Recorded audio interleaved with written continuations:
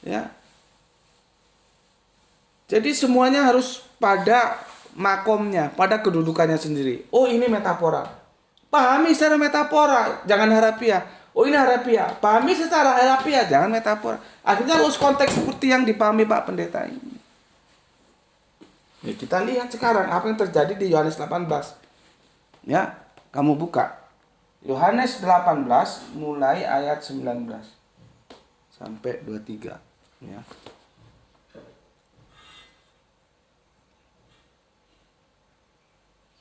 Ayat yang ke-19 ya. Ini ya. Ini di persidangan ini. Gini ya. Maka mulailah imam besar menanya Yesus tentang murid-muridnya dan tentang ajarannya. Ya. Jawab Yesus kepadanya, aku berbicara terus terang kepada dunia.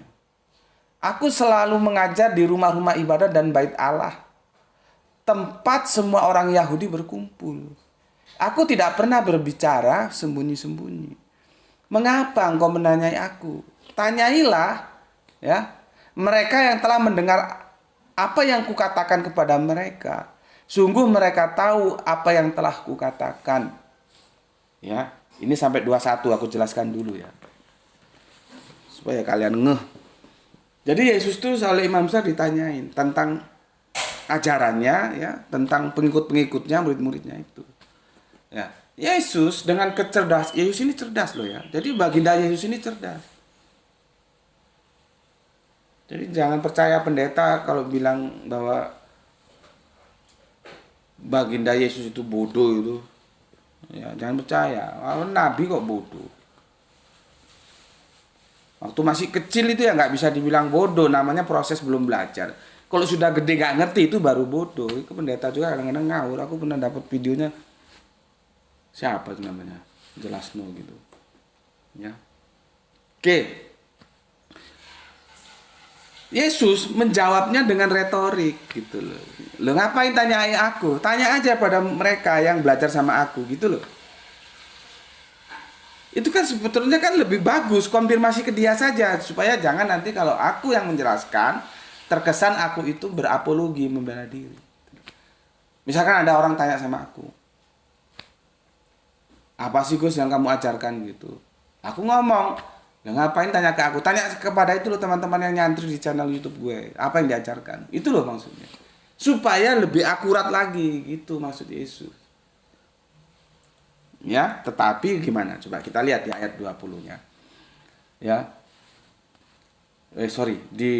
Di dua-duanya ya. Ketika ia mengatakan hal itu, seorang penjaga yang berdiri di situ menampar mukanya sambil berkata, begitu jawabmu kepada imam besar. Jadi ketika Yesus menjawab dengan gaya bahasa diplomasi, retorika, ditampar. Sama biasalah kan, anjing itu lebih galak dari tuannya. Jadi bukan imam besarnya yang menampar, justru anjing-anjingnya itu. Baginda Yesus ditampar, kan kurang ajar itu. Ditampar baginda Yesus. Begitu jawab terhadap imam besar. Gitu. Makanya kan ada ungkapan anjing itu lebih galak dari tuannya. Jadi si bodyguard-bodyguardnya imam besar itu, anjingnya itu lebih galak dari imam besar. Imam besarnya nggak nampar, yang nampar itu pengawal-pengawalnya, ya, penjaga-penjaga yang berdiri di situ, ya. Ketika ia mengatakan hal itu, seorang penjaga yang berdiri di situ menampar mukanya sambil berkata, begitu jawabmu kepada imam besar. Ditampar. Ya. Dijawab sama Yesus di surat yang 23. Jawab Yesus kepadanya, jikalau kataku itu salah, tunjukkan salahnya. Tetapi jikalau kataku itu benar, mengapa engkau menamparku? Coba. Mengapa engkau menamparku? Artinya Yesus tidak melaksanakan ini. Tampar pipi kanan, kasih pipi kiri. Yesus menuntut keadilan. Maka dia mengklarifikasi. Kalau pernyataanku salah, tunjukkan salahnya di mana. Kalau benar, lalu kenapa kamu menamparku? Bukan ini pipiku yang kamu tampar, yang kanan, ini yang kiri tamparan lagi. Kan nggak begitu.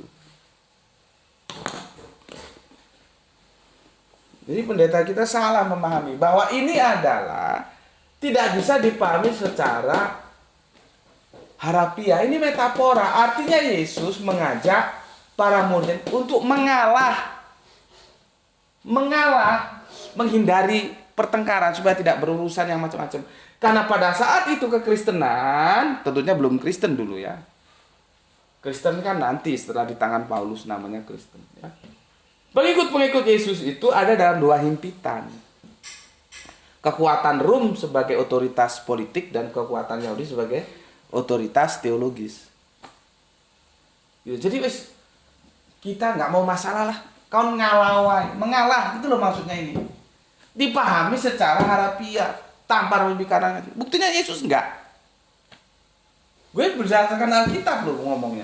Jadi antara Matius 5:39 dan Lukas 6:29 ya, dan kita lihat dengan Yohanes 18 mulai 19 sampai 23. Kalau kita pahami secara harafiah bertentangan ini. Ya, tapi kalau kita tahu bahwa ini seharusnya dipahami yang metafora dan ini harafiah, tidak bertentangan. Pesan moralnya di sini kita mengalah sajalah. Makanya Yesus mengeluarkan jinak seperti merpati dan cerdik seperti ular. Meskipun kita tidak tahu kapan ular itu cerdik. itu Mas, tolong dibantu tap-tap ya. Untuk yang di YouTube ya. Kapan? Kalau kita kan cerdik biasanya itu anjing ya. Anjing pelacak gitu ya. Terus hewan-hewan yang terlatih gitulah ya. Biasanya anjing ya yang disebut cerdik gitu ya. Ular itu kita nggak pernah kasih ular cerdik apanya. Itu makanya ayat itu juga menarik. Bagaimana harusnya kita memahami pesan Yesus itu. Tulus seperti merpati dan cerdik seperti ular. Karena faktanya ular itu bukan termasuk binatang yang cerdik gitu ya. Tapi itu hal lain lah ya. Pesannya di situ adalah kamu hati-hati hidup di dua kekuatan. Politis oleh Rom dan teologis oleh Yahudi. Mereka dihimpit itu, maka mengalah saja. Lah kok dipahami harafiah? Ya kacau. Buktinya setelah di Yohanes 18, 19 sampai 23 ketika Yesus ditampar, Yesus nggak ngasihkan pipi yang lainnya. Gitu loh. Ya. Nah, ini namanya bisa dikomplementkan. Nggak apa-apa. Gue kan tidak membabi buta, wah ini bertentangan, enggak. Karena gue bisa memahami ini secara metafora, ini yang harafiah, jadi nggak bertentangan. Gitu loh. Ya.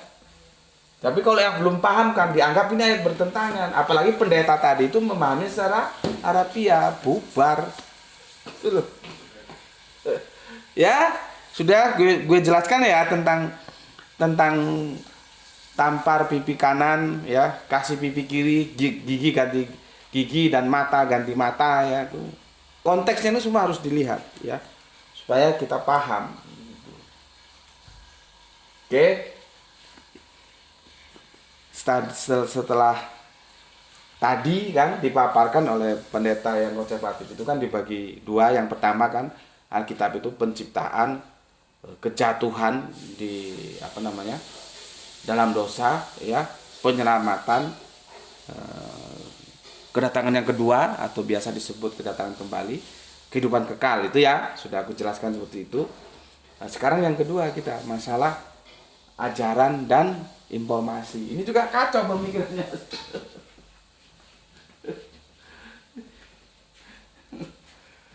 Setelah tadi Alkitab dibagi 5, sekarang dibagi 2.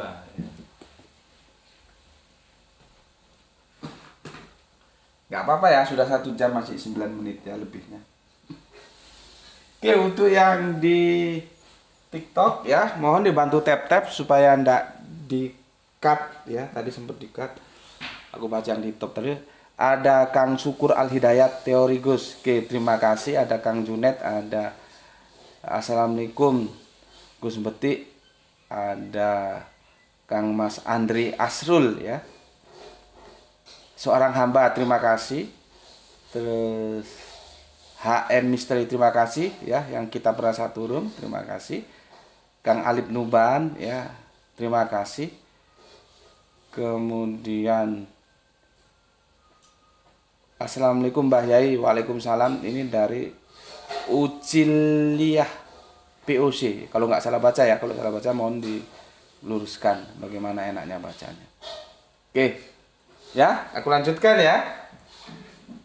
Gak apa-apa ya, agak lama dikit ya. Sudah 1 jam lebih 10 menit. Bentar. Bismillah.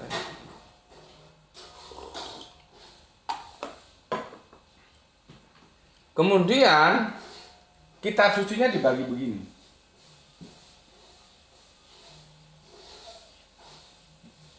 Dibagi begini. Informasi. Ini kacau ini. Sama ajaran.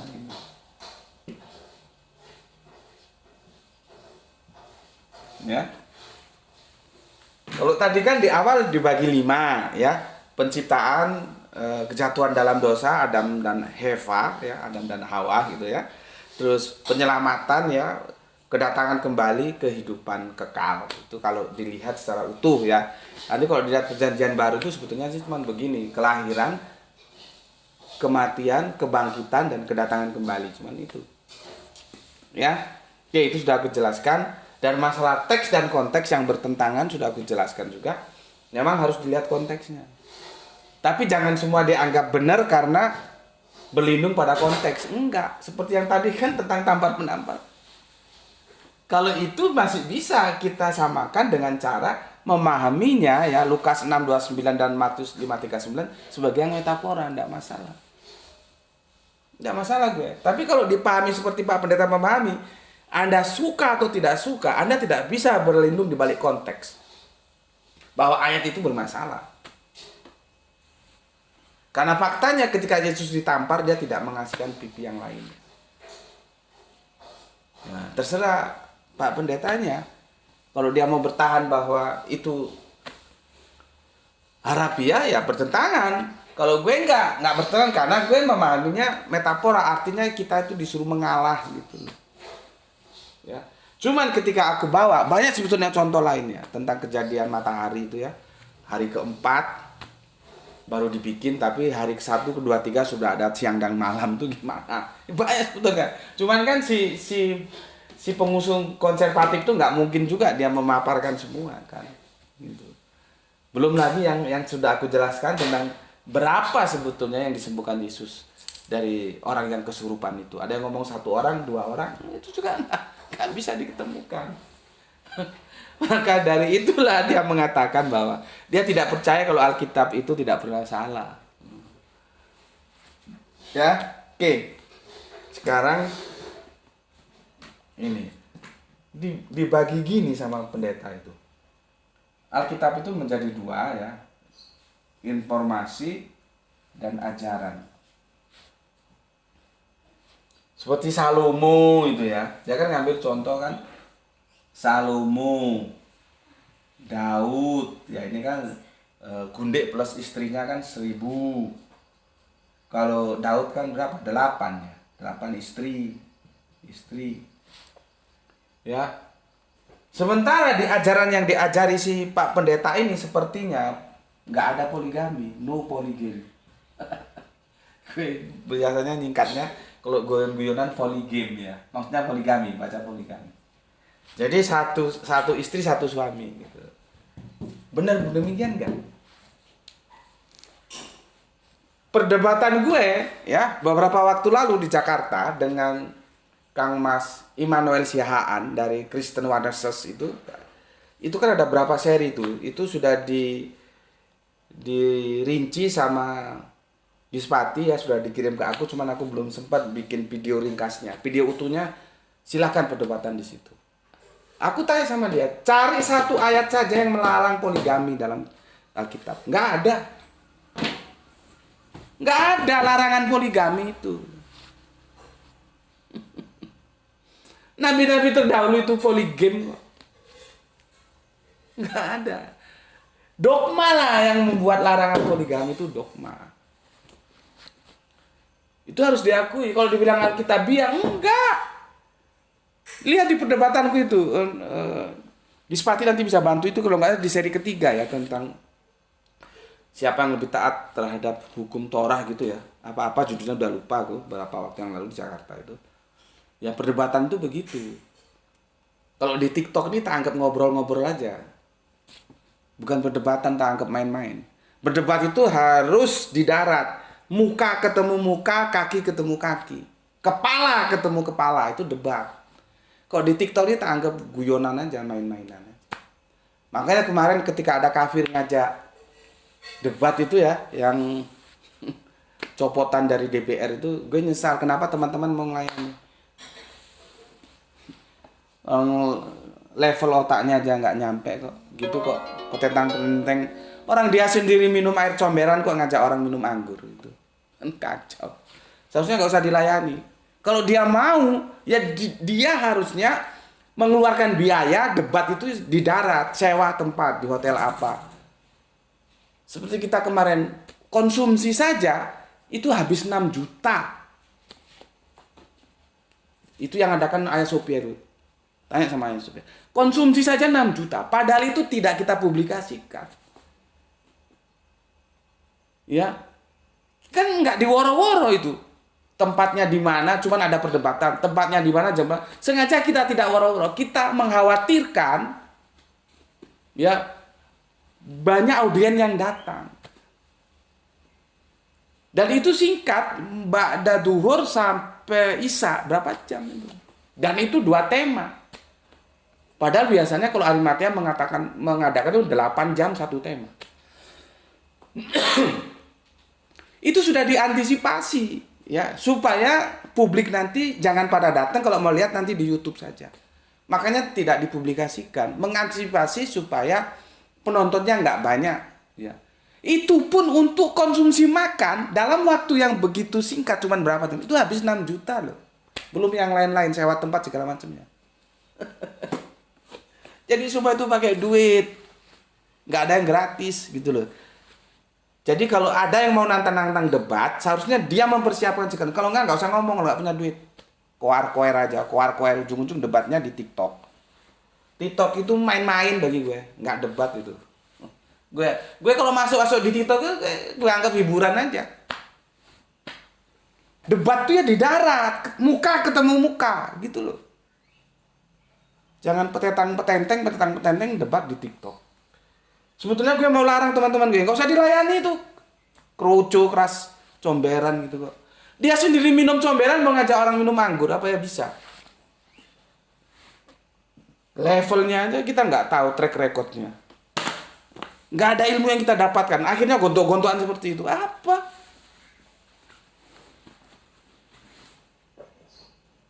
Ini teman gue satu lagi sepertinya belum laksana. Nanti insya Allah nanti mau gue WA. Jangan dilayani. Kalau mau debat di darat. Dia keluar biaya. Kan dia yang ngajak.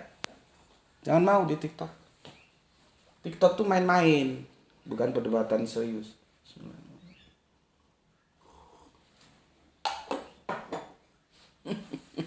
Nggak pernah anggap serius TikTok itu. Orang dagang ya ada, orang apa-apa ya ada. Ya dunia virtual seperti itu. Ya. Oke. Nah ini ada yang menarik ini, Kang Mas Syukur Al-Hidayat. Nggak boleh poligami karena Saulus ditolak lamarannya. Kalau bisa malah oten. Nggak boleh nikah kayak Saulus ya. Saulus itu pernah punya hati ya dengan Yahudi, wanita Yahudi, dan oleh sebab itu dia bersunat. Kadung sunat, lamarannya ditolak gitu loh. Jadi itu pun status Paulus sebetulnya membingungkan, apakah dia duda atau masih single. Itu diperdebatkan itu di internal kekristenan gitu loh ya. Dia punya hati sama cewek Yahudi. Yahudi itu keras. Kita lihat bagaimana di perjanjian lama tentang Dina. Yang memperkosa Dina itu kan dihajar sama keluarga, sama mas-masnya itu. Disuruh sunat. Kalau kamu mau menikahi adikku, kamu sunat. Nah, setelah sunat belum selesai, itu yang gue kurang-kurang cocok. Akhirnya dibantai semua itu sama mas-masnya si Dina. Sama anak-anak Yakob. Karena apa? Wanita itu harga diri, tahu? Harga diri bagi bapaknya, harga diri bagi saudara laki-lakinya. Maka wanita itu harus dijaga kesuciannya. Ini kan orang sembarangan sama Dina diperkosa, dihajar sama mas-masnya Dina. anak-anak Yakob itu disuruh sunat. Kalau mau ikut sunat, nggak boleh nggak sunat. Begitu sunat belum selesai titiknya babat semua habis. Kok sekarang nggak sunat? Gitu ngaku pengikut Yesus. Kristen itu kan pengikut Kristus. Baginda Yesus itu sunat. Kamu nggak sunat, cari-cari alasan, cari-cari ayat pembenaran. Gimana ceritanya? Coba lihat perjanjian lama itu. Ya. Jadi wanita itu dijaga kesuciannya, nggak boleh untuk sembarang. Dia harga diri bapaknya, harga diri saudara laki-lakinya. Nah, kalau you mau ambil perempuan kami, you harus sunat. Gitu. Ya, makanya sebetulnya anak Yakob itu 13. Tapi yang Dina kan nggak dihitung karena garis keturunan itu patriark bukan matriark. Begitu juga nanti Ismail, Malahat atau Malahat namanya lupa gue. Itu kan cewek. Tapi nggak dihitung, akhirnya yang dianggap keturunan Ismail itu 12. Karena kita menganut, kita kan Abrahamic faith itu menganut garis keturunan dari patriark bukan matriark. Itu ya. Kok sampai ke sana gue jelasin. Terima kasih Kang Syukur Hidayat Gispati ya. Kesalahan korespondensi saling tikam. Bener. Nah, ini Gispati sudah lihat itu ya. Perdebatanku dengan pendeta Imanus. Enggak ada larangan poligami. Oh, ya. Kang Syukur Hidayat enggak boleh poligami, Saulus ditolak lamarannya. Oke. Terus Kang Andi Nasrul, Assalamualaikum, Waalaikumsalam Gus Peti ya, HM Misteri Gus. Oke, tolong dibantu tap-tapnya ya supaya nggak di-cut. Alhamdulillah ada 12 saudara, 14 sekarang naik yang ikut ngaji bareng kita ya. Oke. Lihat ini, kopinya sudah habis 1 cangkir. Materinya belum selesai. Sudah 1 jam 22. 1 jam 30 nanti ini selesai. Aduh, Graito. Di-cut lagi tuh, kembalikan tuh, cepet tuh. Aduh, ini diganggu atau gimana ya?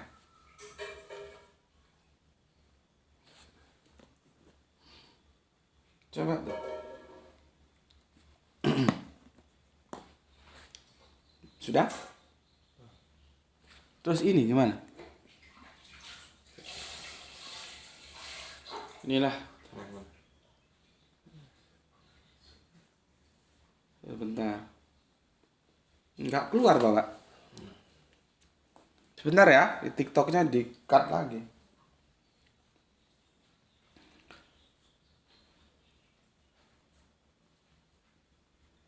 Enggak keluar. Oke, sambil menunggu ya. Jadi Alkitab dibagi lagi. Ada bagian informasi, ada bagian ajaran. Ya.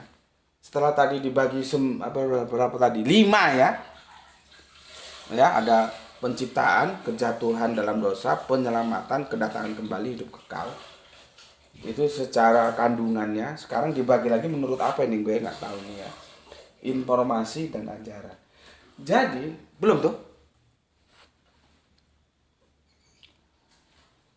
Aduh teman-teman, baru saja rungkat ya. Ya begitulah. Kalian cepat-cepat gabung lagi ya. 2 kali ini sudah di-cut. Tolong dibantu tap-tap ya. Nggak tahu bolak-balik rungkat. Oke. Dia bilang ya, Salomo itu istrinya 1000 ya. Berikut gundiknya. Daud itu 8, itu sebatas informasi katanya. Ini informasi. Bukan ajaran katanya. Ya. Untuk menghindari tubrukan, karena di dalam dogma mereka beristri 1 itu sebuah keharusan, tidak boleh beristri poligami atau poligam. Ya, padahal di perjanjian lama ya, kita ambil yang paling signifikan ya. Salomo itu 700 dan 300, 1000. Bayangkan kalau 1 tahun 365 hari, berarti 1 istri itu harus menunggu 3 tahun. baru ketemu sama Salomo. Coba. Kan 1 tahun kan 365 hari. Jadi perkiraannya setahun sekali dia ketemu istrinya satu-satunya ya. Jadi para istri-istri itu ketemu Salomo itu cuma sekali-sekali dalam setahun. Karena harus menggilir dari 100. Dari antara 700 dan 300. Ini istri dan bunda. Kalau Daud 8. Mungkin terlalu kurang dekat. Oke, kita ambil saja. Yakob itu istrinya 4. Yakob itu istrinya 4. Bapak Abraham istrinya 3. Kalau yang populer kan Bunda Hajar dan Bunda Sarah. Bunda Keturah nggak pernah diperhitungkan. Padahal itu istrinya. Aku pernah dengar kok di dalam hadis 4. Tapi gue belum baca hadisnya, belum ketemu ya. Cuman gue pernah dapat informasi.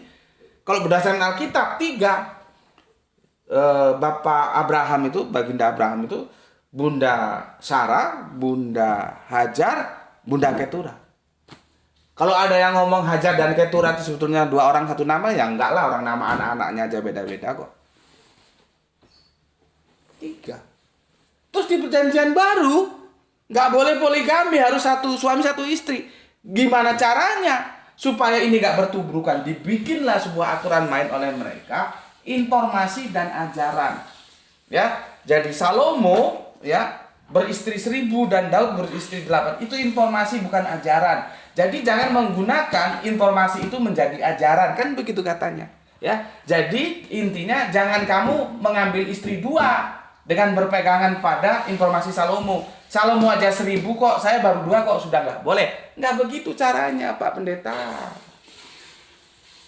Pertanyaan kita, ya, ajaran itu bisa nggak sampai ke kita kalau nggak diinformasikan?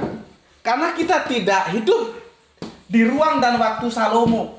Kita tidak hidup di ruang dan waktu Daud.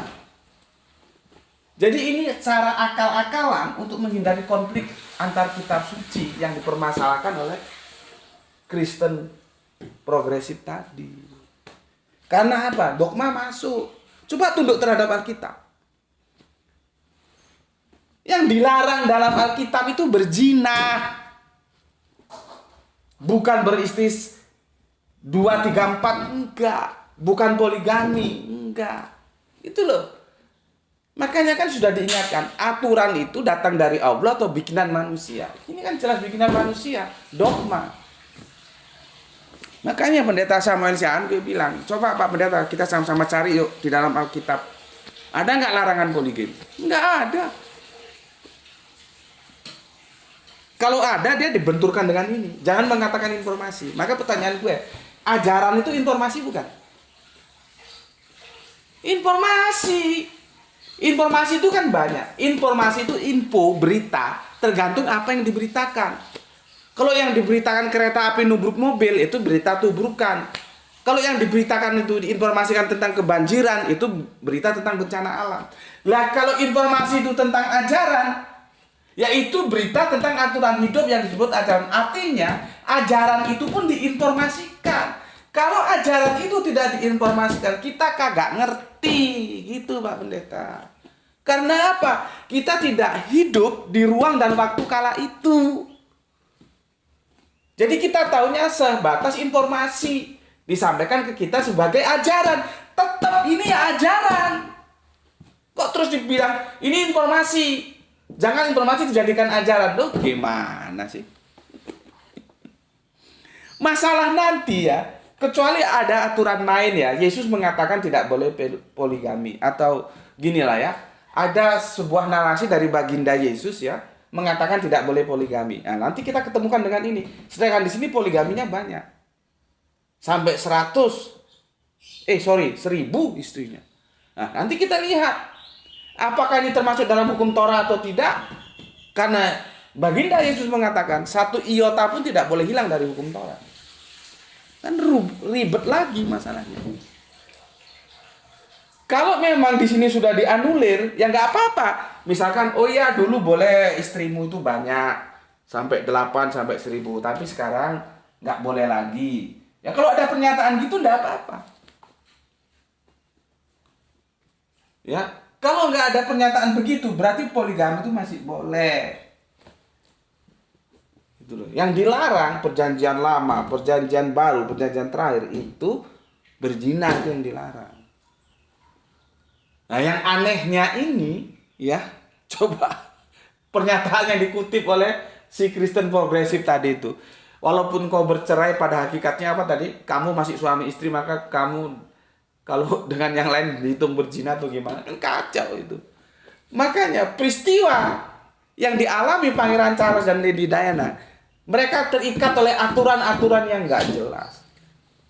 Akhirnya tetap menjadi suami istri, tapi yang satu cari lain, yang satu cari lain. Yang Pangeran Charles cari ke Camilla Parker, yang Lady Di cari entah ke siapa, akhirnya tubuhkan seperti itu. Sudah berubah hukum dengan dogma. Hukum itu harusnya dirubah dengan hukum juga. Hukum itu datang dari Allah, maka yang berhak yang merubah hukum itu harus Allah, bukan kita. Kalau nggak mau Allah, ya nggak apa-apa, aku ganti. Hukum itu dari YHWH, maka yang berhak merubah aturan atau hukum itu ya YHWH itu sendiri. Bukan kita bikin aturan terus nggak boleh nikah lebih dari satu, kan jadi kacau. Ya, cuman konsep dasarnya itu di sini loh. Ya, nggak bisa dibacakan, itu sebatas informasi, bukan ajaran. Maka gue tanya, lu tahu ajaran itu dari mana kalau nggak diinformasikan? Karena lu kagak hidup di ruang dan waktu ketika peristiwa itu terjadi. Artinya, informasi itu juga ajaran. Nggak bisa terus dipotong-potong informasi sendiri, ajaran sendiri, kacau. Masalah nanti ajaran itu masih berlaku atau tidak, nah, kita lihat konteks penjelasannya seperti apa. Cuman kan sudah dikunci sama baginda Yesus, Pak. Hukum Torah itu tidak boleh berubah.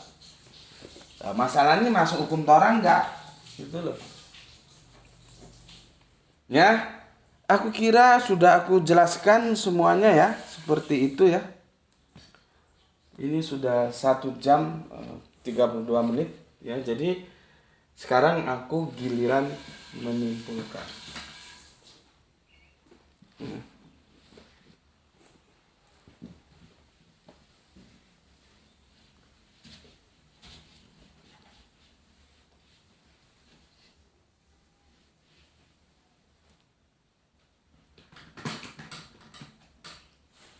Judul kita kan ini, selamat datang progresif ya. Makanya kalau Kristen progresif ini ya, kalau gue ganti kan menjadinya kan begini.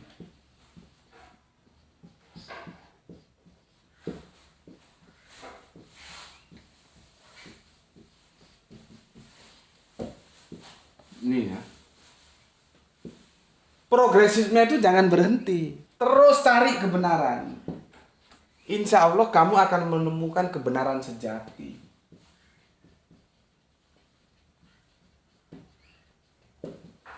Ya, cari agama yang kitab sucinya itu bisa dijamin 100% firman Allah. Kitab suci ya, 100% firman Allah. Bukan yang ditulis tangan manusia terus ini firman Allah, enggak begitu. Bukan yang bercampur. Karena dari video yang ada, gue kan nggak boleh lepas dari video. Permasalahannya bagaimana kita memposisikan kitab suci. Lah si Kristen progresif sudah tidak memegang lagi inerrancy of Bible.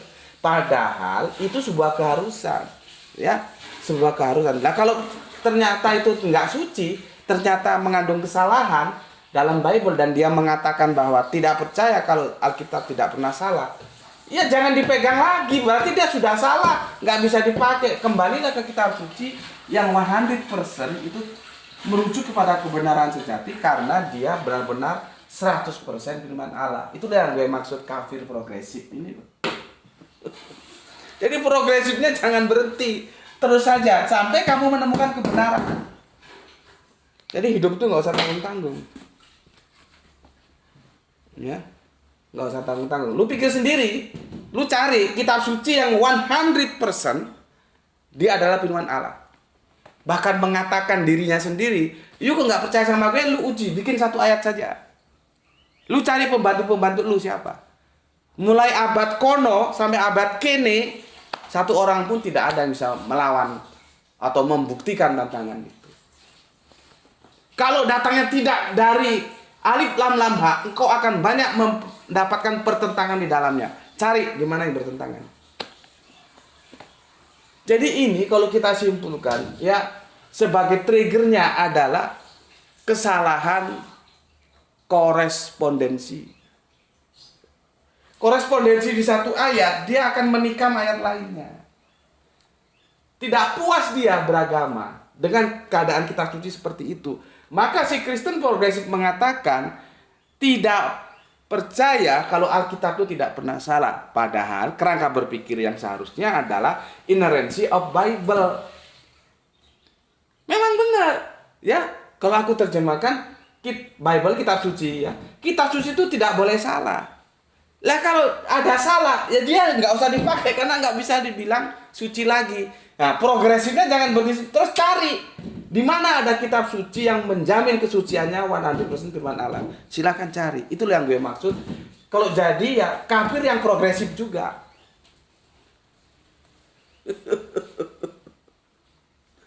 Jadi jangan tanggung-tanggung gitu loh ya. Jadi kafir yang progresif gitu. Ya. Jangan berhenti kan, kerangka berpikir akademis kan dari keraguan itu bergerak untuk mendapatkan kemantapan. Jangan dari keraguan ke keraguan lainnya ke keraguan lainnya, ya bubar gitu ya. Oke, aku kira begitu dulu ya kajian kita kali ini ya. Semoga ada yang bisa menjadi trigger kalian untuk berpikir ya. Sebagaimana yang telah aku janjikan ya.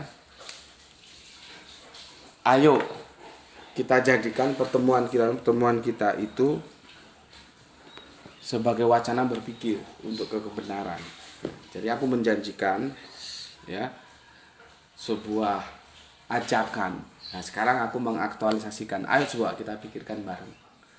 Tanpa menghujat, tanpa menyerang, tanpa menyudut. Kita saling hormat. Seperti ini tadi, ya. Kan tidak ada hujatan. Aku mendobrak kerangka berpikirnya yang aku janjikan kepada kalian. Ayo kita berpikir. Kalau kamu Kristen progresif, jangan tanggung-tanggung jadi kafir progresif sekalian. Cari, karena permasalahannya di kitab suci, cari kitab suci yang 100% firman Allah itu mana, supaya kamu menemukan kebenaran yang sejati gitu. Nah, itu yang pertama. Yang kedua, ya sebetulnya ini berlaku untuk umum, tidak hanya untuk yang di saudara kita yang disesat-sesatkan sama saudara lainnya itu ya, yang mengusung Kristen progresif, enggak ya. Enggak hanya untuk dia gitu, enggak. Ini untuk umum, untuk kalian semua. Yang ada di YouTube, ada yang di TikTok gitu loh, ya. Bergerak dari Kristen progresif menjadi ini. Progresif. Gue mau tulis sebagai namanya takut nanti di-ban. Tadi udah di-ban berkali-kali ya. Kesini. Ya, yang progresif. Bergerak maju. Supaya kamu mendapatkan kebenaran. Lewat apa? Kitab suci. Gitu. Ya. Aku kira sudah cukup ya, 1 jam 39 menit kita mendiskusikannya ya. Maka aku tutup kajian ini, nanti bisa sampaikan apa yang perlu disampaikan di komentar di YouTube ya. Aku nggak tahu apakah ini nanti, karena 1 jam 39 menit, apakah sama Gerai itu akan dibagi menjadi 3 season atau apa, gue nggak tahu ya. Urusan dia lah ya. Oke, sampai di sini dulu ya. Pesan aku, jaga Allah, jaga Kanjeng Nabi, jaga Al-Quran, jaga sholatmu dalam bingkai keindahan iman Islammu, simpan dalam hatimu yang paling dalam, tetapi tetap beri hormat kepada saudara kita yang memilih jalan lain, karena mereka tetap saudara kita. Semoga yang belajar dan yang mengajar mendapatkan keberuntungan ya, rezeki yang barokah dan kesehatan yang prima. Ya. Oke, terima kasih sudah bergabung ya, meluangkan waktu ngaji bareng di channel Gus Peti ya. Terima kasih ya. Aku ucapkan alhamdulillah dan salam dari aku, salam Isra, Islam rasional.